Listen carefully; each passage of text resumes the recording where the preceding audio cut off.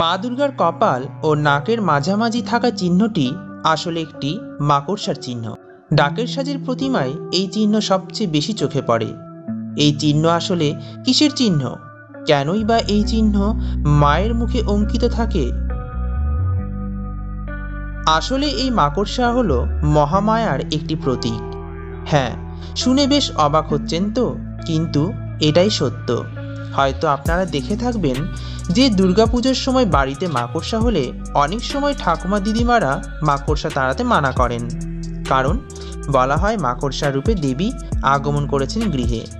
কেন মাকড়সা রূপকে দেবীর রূপ বলে ধরা হয়? কেনই বা মায়ের মুখে চিত্রিত আছে এই মাকড়সা? আজকের সেই প্রশ্নের উত্তর আমি আপনাদের সামনে তুলে ধরব। মাকড়সাকে দেবী রূপ হিসেবে কল্পনা করার পেছনে আছে এক বিশাল তত্ত্ব, যা অনেকেই জানেন না। আজকের ভিডিওতে আমি সেটি আপনাদের সামনে উপস্থাপন করব। আসলে মায়ের রূপের মধ্যে এই মাকড়সার চিহ্নের মধ্যে দিয়ে মায়াকে চিত্রিত করা হয়েছে। দেবী যে মহামায়া তাই বোঝানো হয়েছে। মাকড়সা আসলে গভীর প্রতীকবহ একটি চিহ্ন, যা মায়াকেই চিত্রিত করে। এখন আমরা জানব এই মায়া কি। চলুন জেনে নিই। মনে করুন আগামীকাল অফিসে গিয়ে দেখলেন সব কিছু বদলে গেছে। ওটা আর আপনার চেনা অফিস নেই, হয়ে গেছে একটা রেস্তোরাঁ বা মল। কেমন লাগবে? ছিল রুমাল, হয়ে গেল বিড়াল। গিয়ে জানতে পারলেন আসলে কোনো একটা ভুলে আপনি ভুল নামে ভুল ঠিকানায় ভুল অফিসে এতদিন চাকরি করছেন। এমনকি আপনি এতদিন নিজেকে যা ভাবতেন আদতেও তা নন। আপনার নাম, গোত্র, পিতৃ মাতৃ পরিচয় সবই আলাদা। তাহলে ভাবুন, এই রকম পরিস্থিতি যদি আপনার সামনে উপস্থিত হয়, তাহলে আপনি কি করবেন? হয় আত্মহত্যা করবেন, নয়তো পাগল হয়ে যাবেন। এখন আপনি জানতে চাইবেন যে আপনার আসল পরিচয় কি, কোনটা আপনার সঠিক পরিচয় বা কোনটা আপনার বাড়ির ঠিকানা। কিন্তু আগে তো ঠিক করতে হবে সঠিক বেঠিক মাপার পদ্ধতি কি হবে। কি করে বোঝা যাবে কোনটা ভুল বা কোনটা স্বপ্ন ছিল? তাও না হয় হলো।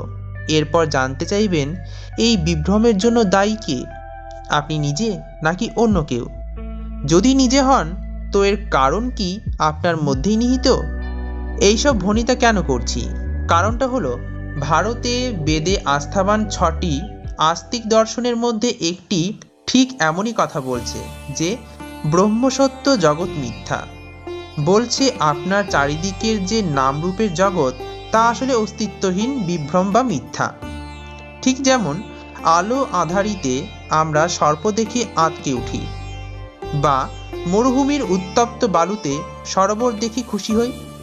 একটু পরে ভুল ভেঙে যায় আমাদের। এই দর্শনটির নাম হলো অদ্বৈত বেদান্ত। এর প্রবক্তা হলেন আদি শঙ্করাচার্য। যদিও এই দৃষ্টিভঙ্গিরও আগে বেদবিরোধী বৌদ্ধ দর্শনের মহাযানী শাখার দুটি স্কুল শূন্যবাদ ও বিজ্ঞানবাদে বিকশিত হয়েছে।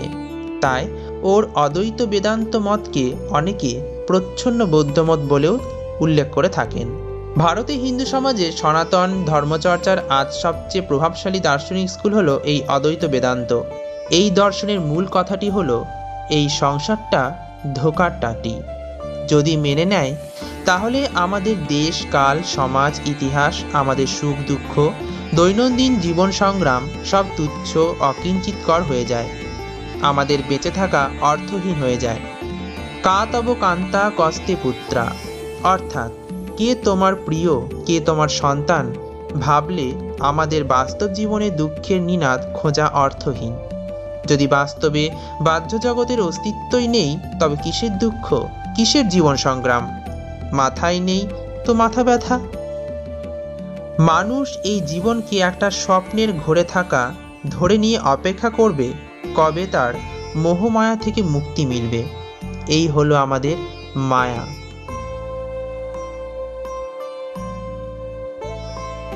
উপনিষদে বর্ণিত হয়েছে, ব্রহ্ম হলেন একমাত্র সত্য, একমাত্র অস্তিত্ববান, অন্য কোনো কিছুর অস্তিত্ব নেই।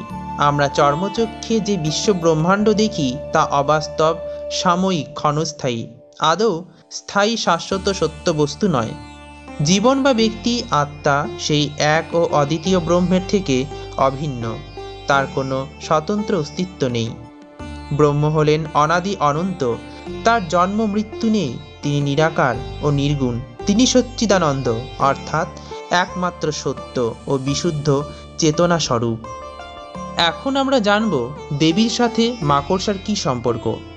এই মাকড়সা যেমনভাবে নিজে জাল বিস্তার করে কিন্তু নিজে সেই জালের মধ্যে আবদ্ধ হয় না, ঠিক সেই রকমভাবে মহামায়াও মায়ার সৃষ্টি করে চলেছেন, কিন্তু মায়া সর্বদাই মহামায়ার অধীন।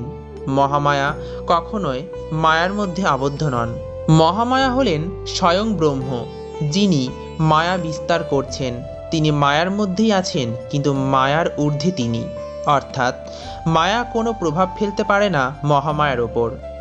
মায়ের মুখে ঊর্ণনাভ বা মাকড়সার চিহ্ন সৃষ্টির মধ্যে দিয়ে আসলে এই মায়ার গভীর তত্ত্বকেই তুলে ধরা হয়।